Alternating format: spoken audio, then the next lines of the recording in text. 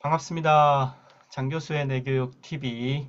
네, 오늘 주제는 새해에 가장 어울리는 주제로 좀 잡아봤습니다. 작심삼일. 네, 너무나 많이 듣는 얘기 아닌가요? 항상 새해가 되면 뭔가를 결심하죠. 그리고 얼마 지나지 않아서 네, 또 드랍을 합니다. 매년 그 새해에 학원들이 붐비고요. 수영장이 붐비고요. 피트니스 센터들이 북적거립니다. 하지만 한 달이 지나고 두 달이 지나면 남아있는 사람은 채 30%도 되지 않습니다.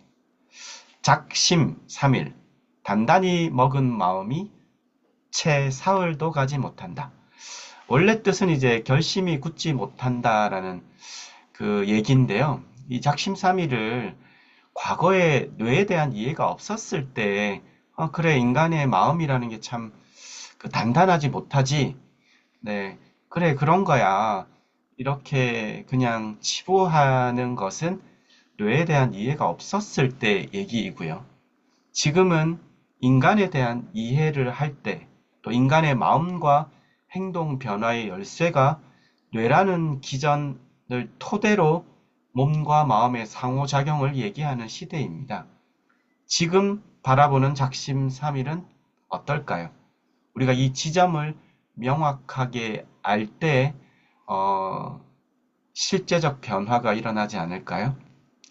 작심삼일은 뇌과학적으로는 굉장히 타당한 말입니다. 왜 그럴까요? 네, 몸이 없지 않습니까? 작심삼일의 그 어떤 단어에도 마음만 있죠. 작심삼일. 왜 그렇게 마음을 얘기했을까? 그리스 시대에도요. 서양의 근대의 오랜 시간에서도, 네, 지난 수천 년의 역사에서도 심리학의 오랜 기전도 무의식, 마음을 탐구했죠. 마음. 몸은 네, 어디가 있었을까요? 몸은 왜 없었을까요? 작심삼일을 오늘날 이제 뇌 관점에서 한번 들여다볼까요? 지금 보시는 화면이 여러분의 뇌를 찍으면 나오는 네, 실제 뇌 신경망 사진입니다.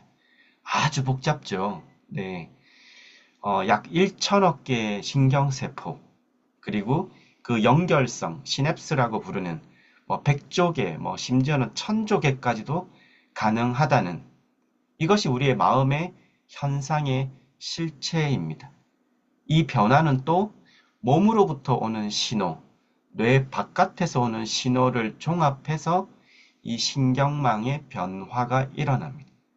우리가 마음이라고 하는 기제는 그 자체로 일어난 것이 아니라 몸에서 오는 신호를 받아서 그 운동과 감각의 상호작용에 의거해서 반복적 입력, 아주 중요하죠. 거의 뭐 90% 가까이가 반복이 중요합니다. 뇌는 훈련하면 변화한다. 이 브레인 플라스티시티라고 하는 이제 뇌는 가소성 얘기를 많이 하죠. 우리가 흔히 탄성, 소성 많이 들어보셨죠?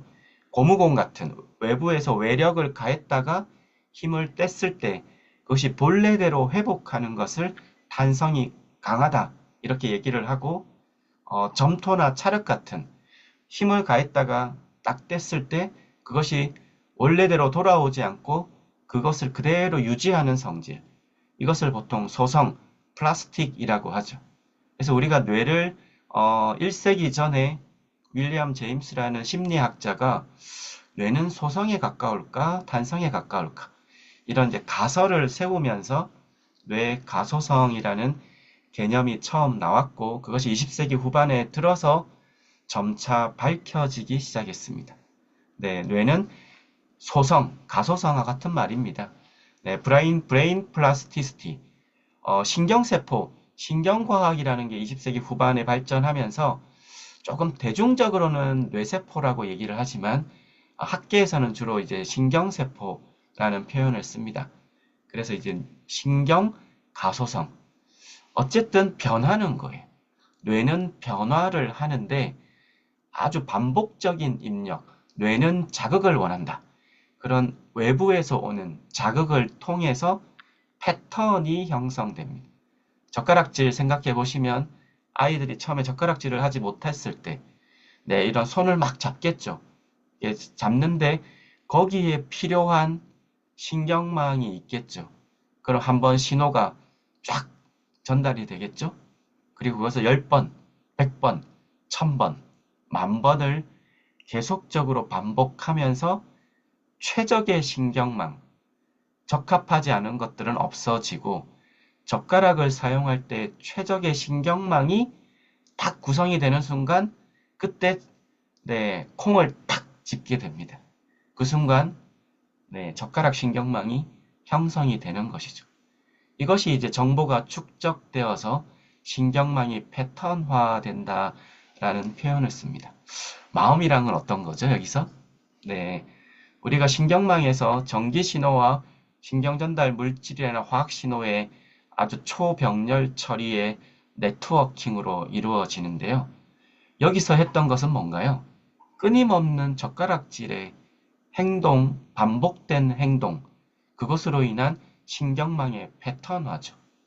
몸과 젓가락을 하겠다는 의지가 반영되어서 반복적인 젓가락의 훈련을 통해서 결과적으로 뇌의 신경망이 패턴화된 것.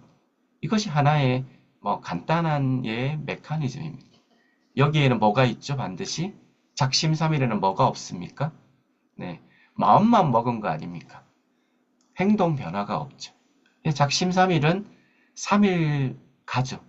3일밖에 가지 않습니다. 하루밖에 안 갈 수도 있죠. 길어야 일주일, 정말 길면 한 달. 뭐가 들어가야 되겠습니까? 네, 반복적인 행동 변화. 그것이 들어가지 않는 한 작심삼일은 과거의 단어입니다. 우리가 그 단어를 이제 어떤 눈으로 그것을 바라볼까? 나는 어떻게 이 새해에 뭔가 변화를 만들까라고 생각을 하신다면 뇌를 들여다 보아야 합니다. 마음과 몸. 왜 우리는 그런데 과거에는 그렇게 마음만을 쫓았을까? 정신력을 강조했고요. 월드컵 때도 우리나라 과거에 2002년 전에는 히딩크 감독이 들어오기 전에는 마음을 강조했어요. 우리는 나머지는 충분한데 스피릿, 이게 우리는 스피릿이 좋으니까 할 수 있어. 막 이런 걸 강조했죠. 히딩크 감독이 들어와서 뭘 강조했죠? 체력을 강조했습니다. 엄청난 반발이 있었죠. 아니 왜 국가대표들에게 기술을 습득하게 하지 않고 그렇게 체력을 강조하지? 네, 마음과 몸은 어떤 관계인가요? 무엇이 월드컵 4강으로 가게 했던 촉매제 역할을 했을까요?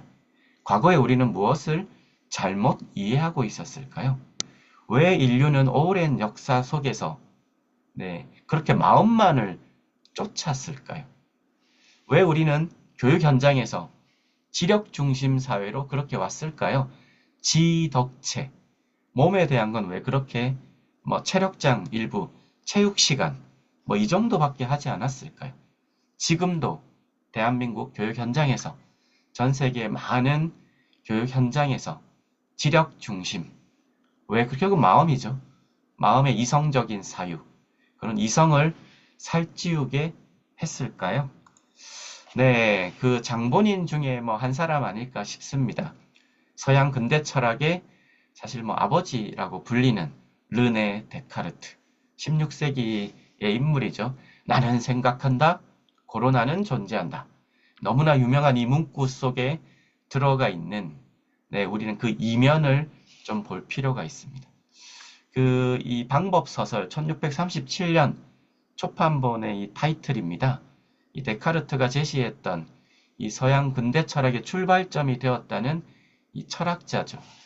여기에서 나온 얘기 중에 아주 중요한 부분이 우리의 마음이란 것, 이 이성적 사유를 강조했던, 주창했던 철학자잖아요. 오직 중요한 건 이성적 사유이다. 그래서 우리의 마음이라는 건 몸과 별개이며 기능적으로는 독립되어 있다. 몸과 마음은 독립되어 있다. 그런데 이성적 사유가 가장 중요하기 때문에 인간을 바로 볼 수 있는 몸의 감각이라는 것은 그릇된 정보를 전달해서 마음으로 전달해서 오도할 수 있으므로 지식을 얻고 사고하는 과정. 이 데카르트가 얘기했던 이성적 사유라고 하는 과정에서 몸의 역할을 제한해야 된다라고 강조했죠.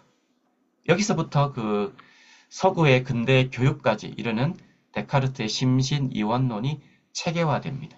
마인드 바디 듀얼리즘이라고 하는 심신이원론.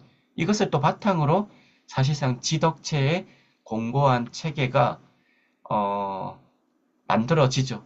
그리고 18세기에 이르러서 산업혁명이 나오면서 본격적인 어떤 지식적 사유가 필요한 산업혁명이 일어나다 보니 이것은 더더욱 서구 근대 교육의 체계로 자리하는데 철학적 토대를 제공하죠. 대한민국은 이 서양 근대 교육을 받아들였죠. 그래서 같은 건물에서 과목을 쪼개서 그 과목의 성적을 나누고 거기에 지식평가를 갖고 국가인적 자원을 개발해 왔습니다. 우리가 잃어버린 것은 무엇일까요? 데카르트가 간과했던 것은 무엇일까요? 시간이 지나서 생물학이 발전하고 뇌과학이 발전하고 인간의 몸과 마음의 상호작용에 이해가 생기고 생물학에서 우리는 동물입니다. 식물이 아니죠. 생물종의 기준에서 동식물의 차이는 움직일 동자에 애니멀, 라틴어로 애니마가 움직인다는 뜻입니다. 애니메이션, 움직이는 영상, 애니멀, 움직이는 개체. 그 중에서도 지구상에서 유일하게 이족 보행이 가능한 고등 동물. 움직임의 면에서도 가장 그 우월한 움직임의 진화가 일어난 동물이죠. 독수리는 나는데요. 손해가 발달되어 있어서 날 필요가 있으니까 나는 거죠.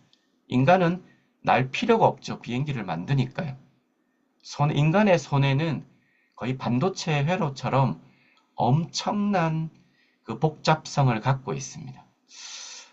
독수리에 비해서 그럼 인간은 날지는 못하는데 그럼 움직임이 더 진화됐다 이렇게 볼 수 있을까요?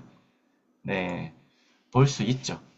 이 페이지는 제가 있는 내교학과에서 이제 입학을 하면 이제 기본 전공 필수 과목에서 이런 그 인간의 두뇌 발달 원리 체계를 이해 공부를 하게 되는데요.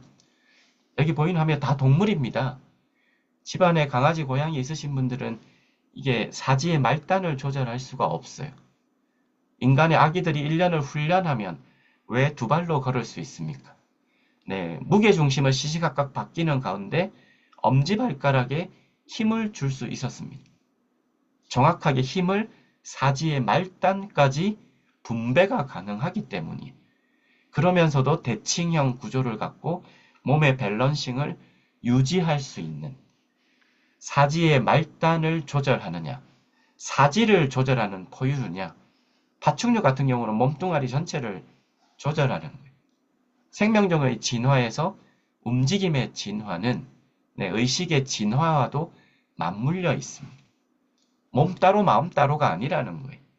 인간의 고등동물로서의 두뇌 발달에는 이 화살표 방향 보이시죠? 모션, 움직임, 단순한 움직임에서 화살표 방향대로 복잡하고 다양한 움직임의 진화적 개체들이 생겨납니다. 그 과정에서 이 모션, 감정이라는 게 출현하죠. 그 다음에 언어와 자의식을 가진 호모사피엔스, 바로 인간이 가장 윗단계에 있습니다. 몸과 마음이라는 걸 떼서 얘기할 수가 있습니까? 인간의 또 마음이라는 건 피지컬 라이프, 인간은 육체적 건강만을 목적으로 만들어져 있지 않죠. 육체적으로, 정신적으로 건강하다고 만족을 느끼십니까? 소셜 라이프, 사회적인 행복감을 추구해. 사회적 동물이기 때문에. 그런데 행복을 갖는다고 인간이 갖는 마지막 목표라고 생각을 하십니까? 행복하면 인간다움을 인간으로서 갖는 것을 다 한 건가요? 네. 아무리 행복을 갖더라도 가슴이 허한 게 있죠. 생애 시간이 마감이 될수록 뭔가 빠져 있는 게 있습니다. 그것이 바로 영적인 spiritual life. 인간은 왜 사는가? 나는 누구인가? 나는 어떤 삶을 추구할 것인가? 나는 어떻게 생을 마감할 것인가? 이런 질문을 하고 성찰하는 것이 영성입니다. 이 영성이라는 게 종교인들이 갖는 게 아니에요. 인간이라면 마땅히 가져야 할 다중지능에서 마지막 9번째 실존지능. 그것이 바로 영성지능이라고 표현을 하죠. 그런 질문을 누구나 하지 않습니까? 나는 왜 태어났는지, 나는 어떤 삶을 살아갈 것인지. 네, 그런 질문을 하는 게 영적인 그런 사고 과정을 하는 겁니다. 그런 사고 과정조차도 몸과 괴리될 수 있습니까? 네, 그래서 시간이 지나서 뇌과학이 발달을 했죠. 네, 조금 전에 보여드렸던 데카르트는 몸과 마음은 기능적으로 독립되어 있다고 했어요. 마음은 천상의 영역이고, 그래서 신학이 담당하고, 몸은 도구에 불과하니까 과학이 담당하면 돼. 이렇게 얘기를 했었던 때도 있었는데요. 인류의 학문이 발전하고 과학기술이 발전하고 나서 지금 21세기 뇌과학, 인류과학의 최전선에 서 있는 인간의 몸과 마음의 탐구죠. 마음을 탐구했는데 몸과 뗄래야 뗄 수가 없습니다. 그래서 현재 현존하는 세계적인 뇌과학자이죠.